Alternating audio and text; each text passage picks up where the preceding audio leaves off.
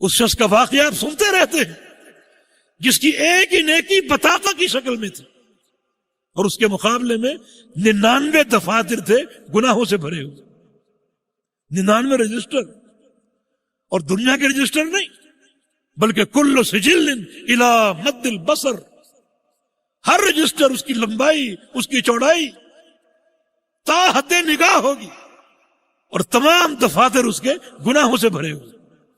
اللہ تعالیٰ اس کو بلا لے گا، بڑا کامتا ہوا گرتا پڑتا وہ اللہ تعالیٰ کے سامنے جائے گا۔ اللہ تعالیٰ کیا فرمائے گا؟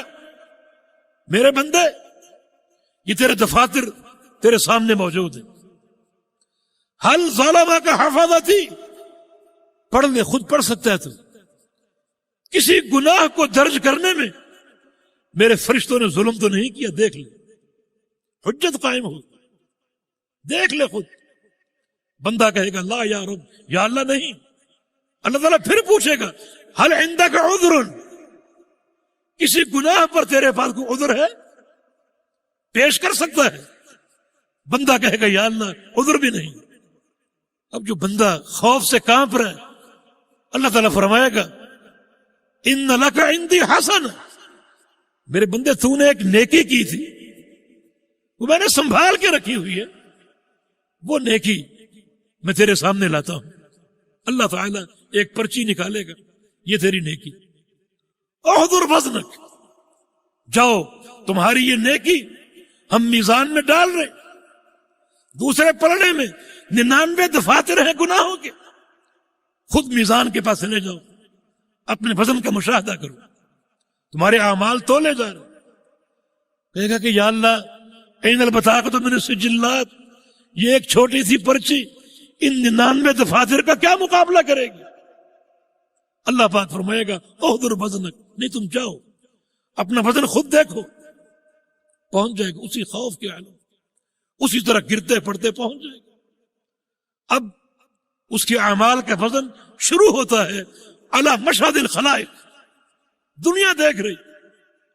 رسول اللہ صلی اللہ علیہ وسلم نے ارشاد فرمایا ثقلت البطاقہ بطاشت السجلات، وہ پرچی بھاری پڑ جائے گی اور وہ 99 دفاتر ہلکے ہو کر اوپر کو اڑ جائیں گے۔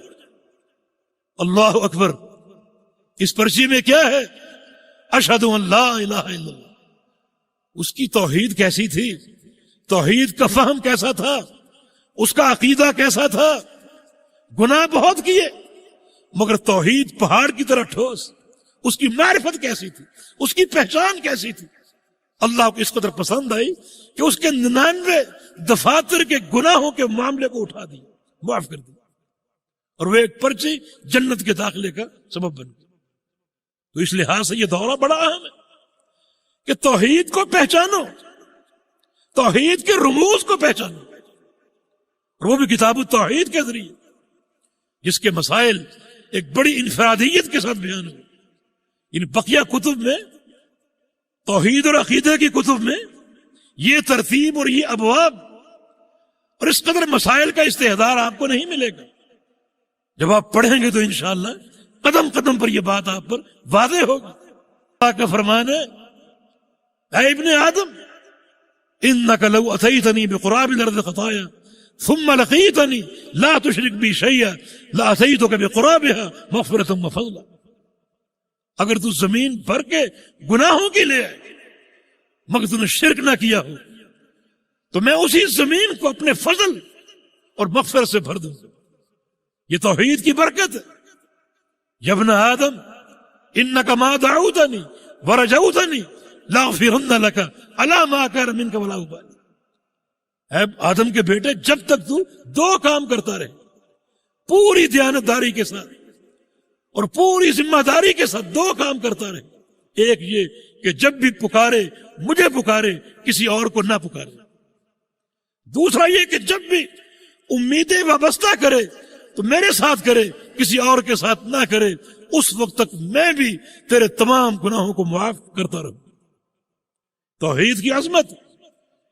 یا ابن آدم لو بلغت ذنوبک عنان السماء ثم استغفرتنی لاغفرن لک علی ما کان منک ولا ابالی، اے آدم کے بیٹے تیرے گناہ اگر آسمانوں کو چھونے لگے، آسمانوں کو چھونے لگے اور تو ایک بار استغفار کر لے، ایک بار استغفار کر لے۔ مگر استغفار کی اساس کیا ہے؟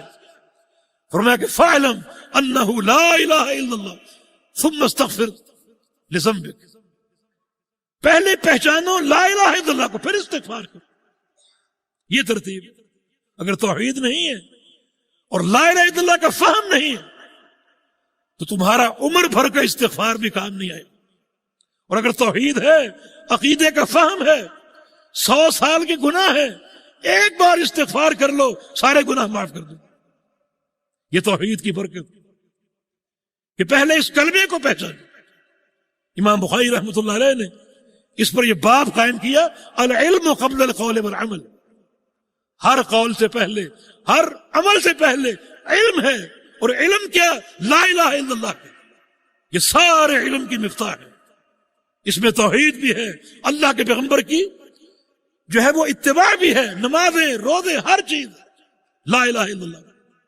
تو اس کا فہم انتہائی ضروری ہے۔ اس لحاظ سے اس کتاب کا دورہ انتہائی اہمیت کا حامل